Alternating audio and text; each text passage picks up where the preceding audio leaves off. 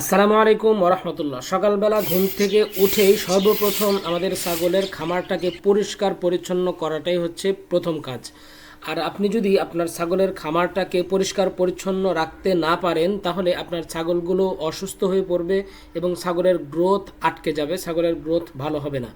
এজন্য ছাগলের খামার পরিষ্কার পরিচ্ছন্ন রাখাটা অত্যন্ত জরুরি। আর এখন যেহেতু বর্ষাকালে ছাগলগুলোর অসুখ বিসুখ একটু বেশি হয়, এজন্য ছাগলগুলোকে শুকনো এবং পরিষ্কার পরিচ্ছন্ন জায়গায় আপনাকে রাখতে হবে। শেডের 2 তক্তার মাঝখানে সামান্য একটু ফাঁকা রাখবেন, যেন আপনার ছাগলের যে লাদাগুলো আছে বা পায়খানাগুলো আছে এই পায়খানাগুলো খুব সহজেই নিচে পড়ে যায়। আবার এমন যেন না হয়ে যায় যে আপনার ছাগলের পা নিচে আটকে যাচ্ছে, এই ফাঁকের মধ্যে আটকে যাচ্ছে, তাহলে কিন্তু আপনার ছাগল আহত হয়ে যেতে পারে। এজন্য খুব সাবধানতার সাথে ছাগলের শেড তৈরি করতে হবে, যেন ছাগলের কোনো ক্ষতি না হয়ে যায়। প্রতিদিনের রুটিন অনুযায়ী এখন আমরা আমাদের ছাগলগুলোকে খাবার দেব। আমরা ছাগলের খাবার দেওয়ার ক্ষেত্রে একটু পরিবর্তন নিয়ে আসি, কারণ ছাগলের রুচি ফ্রিকুয়েন্টলি চেঞ্জ হয়। আর এখন যেহেতু বর্ষাকালে খাবার সংগ্রহ করাটা অত্যন্ত কঠিন হয়ে যাচ্ছে। ঘাস এবং লতাপাতা এগুলো আমরা খুব কম পরিমাণে দিতে পারছি। তো এখন দেখতে পাচ্ছেন এই জায়গায় আমরা প্রথমে দিচ্ছি একদম 0 সাইজের খড়। এরপরে এই খড়ের সাথে আমরা মেশাবো গমের ভুসি আমরা খুব অল্প পরিমাণে দিচ্ছি। আমাদের ছাগলকে খাওয়াতে খাওয়াতে আমাদের একটা আন্দাজ হয়ে গিয়েছে, এই জন্য আমাদের আর নতুন করে মাপার প্রয়োজন হয় না। এরপরে আমরা এই জায়গাটাতে দেব অ্যাঙ্করের ভুসি আমরা ডাউলের ভুসির চাইতে বরাবরই একটু বেশি ব্যবহার করে থাকি, কারণ এটা ছাগলের গ্রোথের জন্য এবং পুষ্টি গুণের জন্য ছাগলের জন্য অনেক বেশি উপযোগী। এটা হচ্ছে আমাদের খামারের সবচাইতে আদরের তোতাপুরি ছাগলের বাচ্চা। তোতাপুরি ছাগলের এই বাচ্চাটা এতটাই মিশুক যে আপনি যদি আমাদের খামারে আসেন তাহলে সে সবসময় আপনার পিছনে পিছনে থাকবে।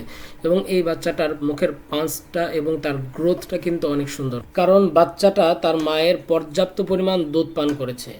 আর আমরা যেহেতু ছাগলের বাচ্চা বিক্রি করি, সেহেতু এই ছাগলের বাচ্চাটা বিক্রি করতে চাচ্ছি। আবার যে এই আদরের কারণে আমরা পিছিয়ে যাচ্ছি। একবার মনে হচ্ছে বিক্রি করে দিই, আরেকবার মনে হচ্ছে না থাক, আরও কিছুদিন আমাদের সাথে থাক। তো এখন আমরা এই খাবারের সাথে মেশাবো ভুট্টার গুঁড়া। আগের ভিডিওতে আমরা ভুট্টা ভিজিয়ে রেখেছিলাম, এরপরে ছাগলকে আমরা দিয়েছিলাম। তো সময়ের অভাবে আজকে আমরা ভেজাতে পারি নাই, ভুট্টার গুঁড়াটাই আমরা দিয়ে দিচ্ছি। সিজনে আমরা ভুট্টাগুলো কিনে রেখেছি এবং এগুলো খুব সুন্দর করে রোদ দিয়ে রেখে দিয়েছি। প্রয়োজন অনুপাতে এগুলো আমরা মেশিন দিয়ে ভেঙে নিয়ে এসে তারপরে আমরা ছাগলকে খেতে দিই। এরপরে এগুলোকে আমরা খুব সুন্দর করে নেড়ে চেড়ে একটার সাথে আরেকটা মিশিয়ে নিব। ভালোভাবে মিশিয়ে নেওয়া হয়ে গেলে এরপরে আমরা প্রয়োজন মতো এটাতে পানি মিশাবো।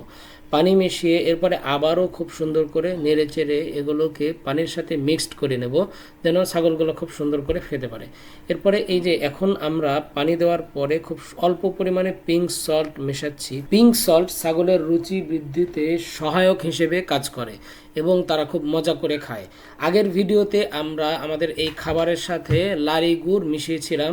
যেহেতু ছাগলের রুচি ফ্রিকুয়েন্টলি চেঞ্জ হয়, এজন্য কখনো আমরা খাবারের সাথে লালি গুড় মেশাই, আবার কখনো পিঙ্ক সল্ট মেশাই। পিঙ্ক সল্ট দেওয়ার পরে আমরা এই খাবারগুলোকে আবারও সুন্দর করে মিশিয়ে নিচ্ছি, যেন পিঙ্ক সল্টটা প্রত্যেকটা খাবারের কোনায় কোনায় পৌঁছে যায়। এবার ছাগলগুলোকে খাবার দেওয়ার পালা। যে খাবারগুলো আমরা ছাগলগুলোকে খেতে দিই এই খাবারগুলো আমাদের খামারের পরীক্ষিত খাবার। এই খাবারগুলো দেওয়ার সাথে সাথে ছাগলগুলো ছুটাছুটি করে খাবার খেতে আসে এবং এই খাবারগুলো দ্বারা দেখতে পাচ্ছেন আমাদের ছাগলগুলোর গ্রোথ কতটা সুন্দর এবং সবগুলো ছাগলই প্রেগনেন্ট। আগামী মাসের শেষের দিক থেকে ইনশাআল্লাহ বাচ্চা দেওয়া শুরু করবে। আমাদের পেজটাকে সাবস্ক্রাইব করে আমাদের সাথে থাকবেন, যেন নতুন ভিডিওটা আপনার মিস না হয়ে যায়। দেখা হচ্ছে পরের ভিডিওতে। ভালো থাকবেন। আসসালামু আলাইকুম ওয়া রাহমাতুল্লাহ।